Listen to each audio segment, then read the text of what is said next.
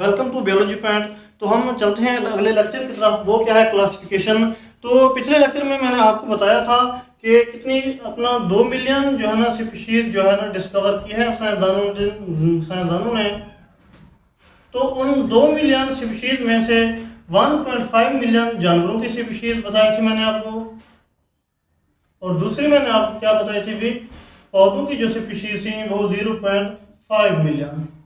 ये क्या थी भी, पौधों की स्पीशीज।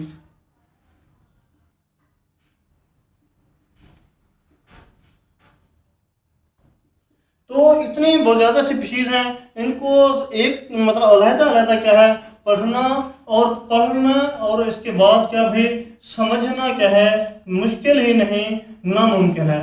तो फिर साइंसदानों ने क्या किया, तो उन्होंने भी जानदारों के अंदर क्या देखी भी, उनके अंदर मुशाबहात देखी और मुशाबहात के अलावा उनके अंदर इख्तलाफात देखे। जानदारों ने मुशाबहात और इख्तलाफात की बुनियाद पर उनको क्या किया भी, ग्रुप्स में तकसीम किया। इस ग्रुप में तकसीम को क्या कहते हैं अभी, इसको कहते हैं क्लासिफिकेशन।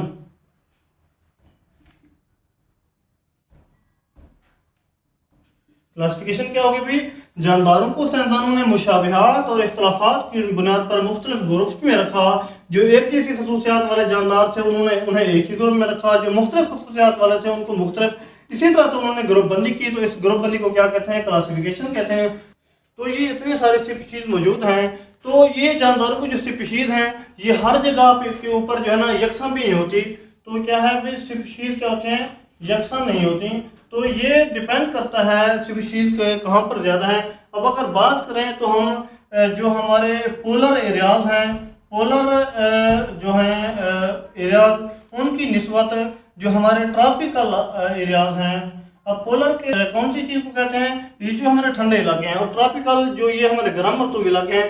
तो ट्रॉपिकल में जो है ना ये स्पीशीज की तादाद, स्पीशीज की वैरायटी जो है ना बायोडाइवर्सिटी की क्या हो जाती है, ज़्यादा हो जाती है। तो ये यकसा नहीं होती।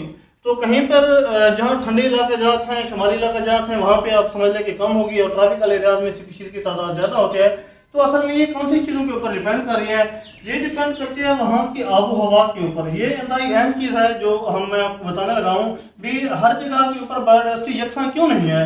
तो ये किस चीज़ के ऊपर इन्हसार करती है, डिपेंड करती है, आबो हवा के ऊपर डिपेंड कर रही है। आबो हवा के ऊपर वहाँ पर मौजूद पानी और खुराक के ऊपर डिपेंड कर रही है, और इसके साथ साथ जो है ना वहाँ की जो मिट्टी है उसके ऊपर डिपेंड कर रही है।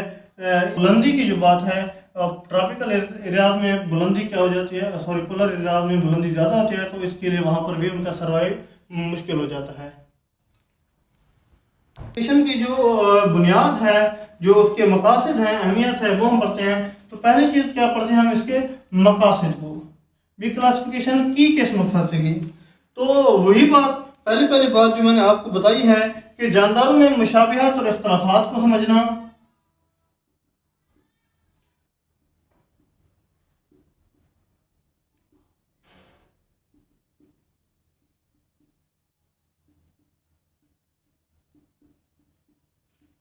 कि कौन से जानदार एक जैसी खसूसियात वाले हैं और कौन से जानदार मुख्तलिफ खसूसियात वाले हैं, इस चीज़ को पढ़ना समझना, और उन जानदारों के दरमियान इर्तकाई रिश्ता तलाश करना भी। ये कहाँ से, मतलब इर्तकाई रिश्ता किस चीज़ को कहते हैं, एवोल्यूशन को कहते हैं।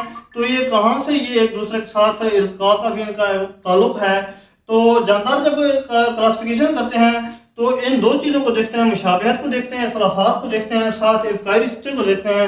और आजकल साइंसदान जेनेटिक्स को भी जो है ना इसके ऊपर जोर दे रहे हैं। जेनेटिक्स के ऊपर, जेनेटिक्स क्या है भाई, उनके जो जीनियाती हैं, जीन्स हैं, तो जीन्स को भी स्टडी कहते हैं, जीन्स का मुताया किया जाता है।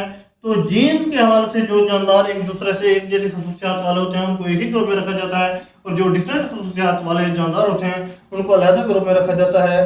तो ये हो गया भाई इनके मकासद। और इसके बाद हम क्लासिफिकेशन के फ़वाइद देखते हैं। अभी फ़वाइद क्या है, तो अगर फ़वाइद की बात की जाए तो पहला फ़ायदा वही एक ही बात जो बार बार रिपीट कर रहे हैं भी, पढ़ने और समझने में आसानी। कि पढ़ने और समझने में आसानी है, वो आसानी किस तरह से होगी भी, उनके हमने मुशाबिहात देखने हैं, उनके इख्तलाफात देखने हैं, तो इस तरीके से हम उनको ग्रुप्स में तकसीम करते हैं। तो ये इसका जो है ना पहला फ़ायदा हो गया। और जब हम दूसरे फ़ायदे की बात करते हैं तो मुख्तलिफ स्पीशीज़ को अगर हमने मुताला करना है, मुख्तलिफ स्पीशीज़ के मुताले के लिए, उसको मुताले के लिए, समझने के लिए भी क्या है, क्लासिफिकेशन बहुत अहम है। तो अगर उनका हम मुताला करें और उनको क्या करें भी, उनका मवाजना करें, तो भी जो है ना क्या है, क्लासिफिकेशन बहुत ज़्यादा अहम है। और तीसरे नंबर के ऊपर जो हमें फ़ायदा हो रहा है क्लासिफिकेशन से, वो ये है कि जानदारों के दरमियान जो बाहमी ताल्लुकात हैं, तो बाहमी ताल्लुकात का भी हमें किस चीज़ से पता चलता है, वो भी हमें बायोडाइवर्सिटी से पता चलता है कि इनके दरमियान कौन सा इर्तिकाई ताल्लुक मौजूद है। और चौथे नंबर के ऊपर जो हमें फ़ायदा पता चलता है वो है कि अगर कोई नई स्पीशीज़ दरियाफ्त हो रही है, तो नई स्पीशीज़ को समझने के लिए उसको समझना क्या है और उसका जो है इर्तिकाई रिश्ता तलाश करना है, तो इस हवाले से भी क्या है, बायोडाइवर्सिटी और सॉरी क्लासिफिकेशन क्या है, बहुत ज़्यादा अहम है। और इसके साथ साथ क्लासिफिकेशन का एक सबसे अहम फायदा मैं आपको बताता चलूँ, वो क्या है भाई, एक नई ज़बान मिल गई, नई ज़बान है क्लासिफिकेशन, जिसकी वजह से पूरी दुनिया के अंदर जो जानदारों की वैरायटी है, जानदारों की स्पीशीज़ हैं, उसको पढ़ा और समझा जा रहा है स्पीशीज़ को। तो एक तरह से जो है ना ये एक बहुत बड़ा फ़ायदा हो गया। तो एक ही ज़बान इस्तेमाल की जा रही है। और इसके अलावा बायोडाइवर्सिटी का तहफ़्फ़ुज़ भी इसकी वजह से ही मुमकिन हो रहा है, तहफ़्फ़ुज़ को फ़रोग़ मिल रहा है, वो भी किस की वजह से मिल रहा है, क्लासिफिकेशन की वजह से।